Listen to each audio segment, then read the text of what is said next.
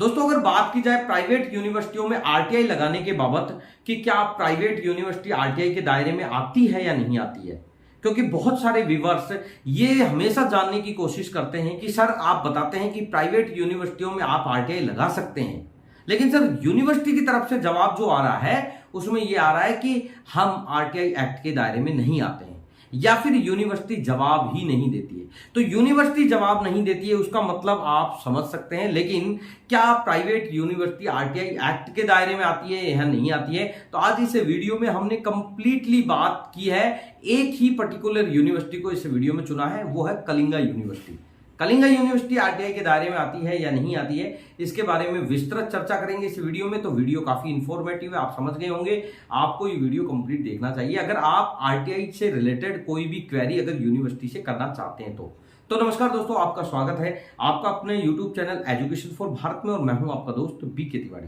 दोस्तों बेसिकली अगर बात करें आरटीआई एक्ट की, तो आरटीआई एक्ट में निश्चिंत ही सारी प्राइवेट यूनिवर्सिटियां आती है और वो रेस्पॉन्सिबल के साथ उसका जवाब भी देना उनके लिए मैंडेटरी है, यानी कि जवाब देना उनको जरूरी है। लेकिन अब यूनिवर्सिटी उस डिग्री का, डिप्लोमा का या फिर जो आप आरटीआई लगा रहे हैं उसका जवाब क्यों नहीं देती है, इसके मतलब बिल्कुल सीधा सीधा सा है कि या तो आप में कुछ प्रॉब्लम है या फिर यूनिवर्सिटी में कुछ प्रॉब्लम है। अब वो प्रॉब्लम आप बहुत अच्छे से समझ सकते हैं, ज्यादा इसकी चर्चा करने से कोई भी बेनिफिट नहीं है। बेसिकली बात करें अगर कलिंगा यूनिवर्सिटी की, जो कि रायपुर छत्तीसगढ़ में स्थित है, क्या ये यूनिवर्सिटी आरटीआई एक्ट में आती है या नहीं आती है? तो मैं आपको एक हाल ही में मीडिया में एक आर्टिकल छपा था और उस आर्टिकल में क्या लिखा था ये मैं आपको पढ़कर बता देता हूं और आपको स्क्रीन पर भी दिखा दूंगा। आप इससे समझ सकते हैं कि आरटीआई एक्ट के दायरे में आती है या नहीं आती है। ये सूचना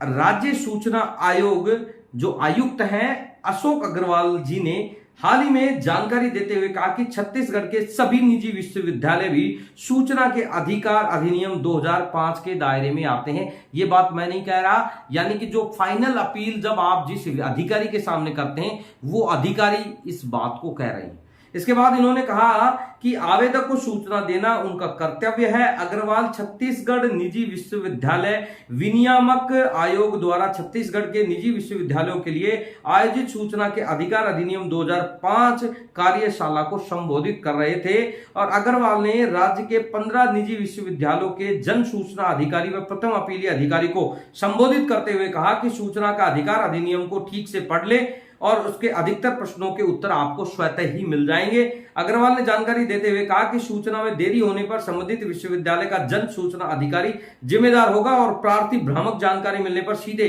राज्य सूचना आयोग को शिकायत कर सकेगा। यानी कि जो मीटिंग या बैठक हो रही थी उसमें जितने भी निजी विश्वविद्यालय जो छत्तीसगढ़ में स्थित है उन सभी विश्वविद्यालयों के आरटीआई जो हम लगाते हैं, जहां पर पीआईओ और प्रथम अपीलीय ऑफिसर जिनके पास हम फर्स्ट अपील करते हैं वो वहां पर उपस्थित है। उनको साफ और स्पष्ट शब्दों में जो वहां के आयुक्त साहब हैं उन्होंने कहा कि आप आरटीआई एक्ट को सावधानी से या अच्छे से पढ़ लें, आपको सारे सवालों के जवाब मिल जाएंगे। यानी कि दोस्तों जो आप कलिंगा यूनिवर्सिटी के बारे में जो लगातार क्वेश्चन कर रहे थे कि सर आरटीआई एक्ट के दायरे में आती है या नहीं आती, आपका जो क्वेश्चन है शायद मेरे हिसाब से क्लियर हो गया होगा कि जब निजी विश्वविद्यालय विनियामक आयोग के अध्यक्ष ने स्पष्ट कर दिया कि प्राइवेट यूनिवर्सिटी जो कि छत्तीसगढ़ के राज्य में स्थित है, अपन अदर राज्य की बात नहीं करते हैं, ये मान लीजिए, हालांकि वैसे तो सारे राज्य की यूनिवर्सिटी आरटीआई एक्ट के दायरे में आती है, लेकिन मैं छत्तीसगढ़ की अगर बात करूं तो पर्टिकुलर छत्तीसगढ़ की जितनी भी प्राइवेट यूनिवर्सिटी है आरटीआई एक्ट के दायरे में आती है। ये अगर आपका कोई संशय है, आपका कोई क्वेश्चन है, बिल्कुल क्लियर कर लें। और फिर भी अगर आपको कोई संशय है, आप जानना चाहते हैं, आप ये जानना चाहते हैं कि क्या वाकई में जो हम आपको बता रहे हैं ऑथेंटिक बात है, उसका हमारे पास कोई प्रूफ है,